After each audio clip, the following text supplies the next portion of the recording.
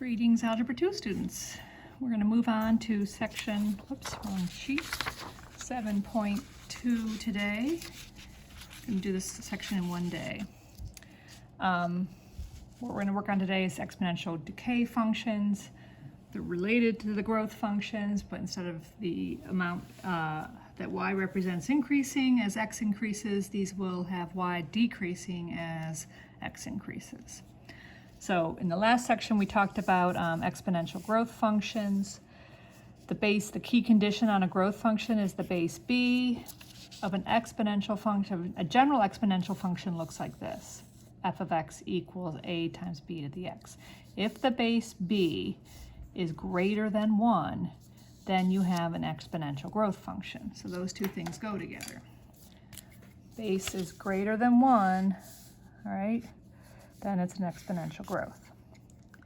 However, if you have a general exponential function here, but the base b is between 0 and 1, in other words, it's a fraction or a decimal number between 0 and 1, which includes a lot of numbers, it's called an exponential decay function, and the base b is called the decay factor.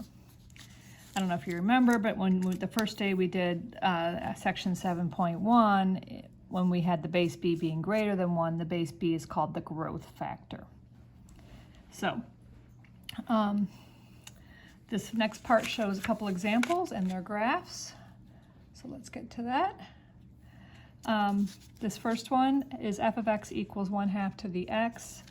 That has a base b that fits this condition. It's between 0 and 1. So this will likely have a decreasing graph, as you're going to see in a minute it does. I wrote here a table of values with a couple negative integers, 0 and a couple positive integers. You should always, if you're trying to get a feel for a graph, do negatives and positives with these to get a feel. Also include 0 so you can see where it's crossing the y-axis. I'm not going to show you how I got all these values, but right here you can see how I got, if you put that -2 goes with 4. If I put -2 into this function, it means 1/2 to the -2 power. And if you remember from exponents, a negative exponent turns into a positive exponent if you reciprocal the base or move things from the top to the bottom and back and so on. So this becomes 2 squared, which is +4. That's why there's a 4 here. So if you plug in these x values into this function, you'll see you'll get these y's. This is green. It's the green graph. I'm going to, if you plot those, you will get the graph that you see here in green. Now, this next function, all we did was take the function we already had and put this 3 in front. So it's 3 times 1/2 to the x. Only the 1/2 is raised to the x power. So I simply took my y values here and said, I will get these same y's by plugging these x's in, but all I have to do is multiply by 3 to find the y's for this function. So I took these y's and multiplied by 3. You can plug any of these individual x's into this function and verify that you have the right y values. So this one's graphed in blue over here. You can see it's going up much quicker on the left because of that factor of 3. And it's a little higher on the right because every y on the blue graph is 3 times higher than the y on the green graph. So the blue graph's always going to live a little bit above the green graph, but they're both going to get really close to the x-axis for very large x's, because when you put a large x into either of these functions, you will be raising 1/2 to a very large number. Think about raising 1/2 to the 1,000, for example. That creates an incredibly small positive number. Doesn't matter if you're multiplying by 3 or not multiplying by 3. When you put 1,000 in for x, way out, you're getting a super small number, but it's still positive. And you will never cross the x-axis. And when you do your graphs, you should not have this tail over here on the right look like it's going to cross. It should also not look like it's going to turn back up. You have to just try really hard to make it look like it's just drifting down over here toward the x-axis. Not going to cross it and not going to turn back up. The left side's increasing quite quickly because that's what exponential functions do on one side. So some of your homework is going to be like this, to graph some functions. Oh, the domain and ranges of both the green and the blue. The x can be any real number. You can put any x into these functions and get a real number out. So both of these are saying x can be any real. This one's using set notation. Here I did it using interval notation, so you can see it either way.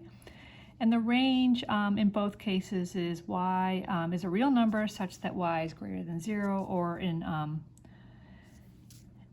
interval notation, that is y is an element of 0, the set starting at just above 0 to infinity. Does not include 0. I have a parenthesis here, meaning it's all the numbers above 0, but not including 0 as that boundary. So that's that page. Now let's look at page 2. This is to show you how to do some word problems using decay models. Again, a model is just a fancy word for equation. Well, it's not that fancy, but it's another word for equations. And if you have a decay situation, in other words, an amount that's going down over time consistently at the same rate, you can use a decay model. There are other decay models other than this one, but this is the one we're going to use for some of your word problems tonight. Sometimes they might give you the actual equation in the problem, and then you just go with what they told you. But if you need to set one up, this is a good one to use for your homework. Anyway, it's very similar to the growth model you were using earlier in the week. The big difference is there's a minus sign here instead of a plus, but A means the same thing. It's the starting amount of the thing that's changing. So, in a decay model, it's an amount that's going down over time, like radioactive decay you might have heard about in science. That's when an element is losing weight over time due to, I don't remember, is it electrons kind of leaving it? There's some instability, and the actual atomic weight is going down over time. That is a decay situation. But anyway, and R represents the rate, the annual rate, or if it's not annual, it's some other time period that the quantity is going down percent. And it's expressed as a percent often, but we're going to write those percents as decimals. And then T is the number of years, or again, if there's another time period given for the problem, the consistent time period that the rate is being used for, the rate is expressed in. Okay, so here's our example. We have a new car worth $25,000. Cars are expensive, but they lose value the minute they leave the parking lot, and you can often model what a typical car with typical usage goes down as an annual percent decrease in its value. So this says the car decreases in value by 15%. This $25,000 is your starting amount. This 15% is your decrease rate, your annual rate you could expect the car value to go down, assuming it is in good shape and driven in a sort of average amount of time, miles.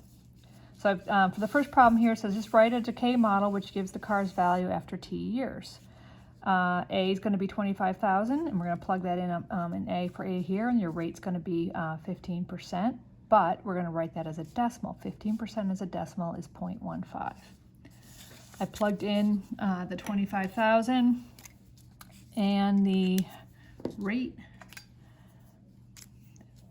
into the equation. You should simplify this 1 minus 0.15, and you get 0.85 here. So this equation over here is my answer to this question. Just when it says write a model, that's your model. Okay, it tells you to put any time in, and you will get the estimated car value out. Now the next question says figure out the car's expected value after 1 year and 4 years. So for 1 year, you're going to let t equal 1. That's supposed to be a 1 there, kind of a mess. But you're going to put 1 in for t into this equation. This is the simplified version. So to get, this one's easy, 0.85 to the 1, you're just going to multiply 0.85 times 25,000, and you get 21,250. And then after 4 years, we're going to put 4 in for t into this equation. And I did this by, like you did on your homework last time, I put 0.85 into my calculator, raised that using the caret button to the 4th power. I can see what that equals, but I'm not going to clear it. You can write down if you want to keep track of things. I'm going to multiply that times 25,000, and that gives me 13,050, and that rounds to 16 cents. So that's my estimate of the value of the car after 4 years.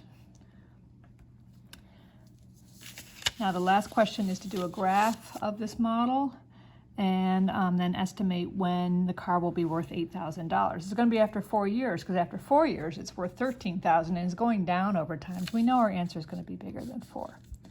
So I made a little table of values here with the stuff we do know. At time 0, your starting value, 25,000. After 1 year, we're at 21,250, and after 4 years, we're at 13,050. Those 3 points are here. I made a mess when I graphed this, but I unfortunately did it in marker. It is exponential. It should be sort of slowing down and drifting like this as you come over here. Mine looked like it was going to go straight through the Y. But anyway, you should just connect those with it's barely a curve because these units are so big, but it would be going up quickly on the left if it could, and it's drifting down on the right. We're going to stop it hard at this point though on the left, because it doesn't make sense to talk about negative time with a car. It's new on the lot. The minute you buy it, that's when the price starts decreasing in value. From the model is for when whatever price you paid for it, it starts going down from that moment on. So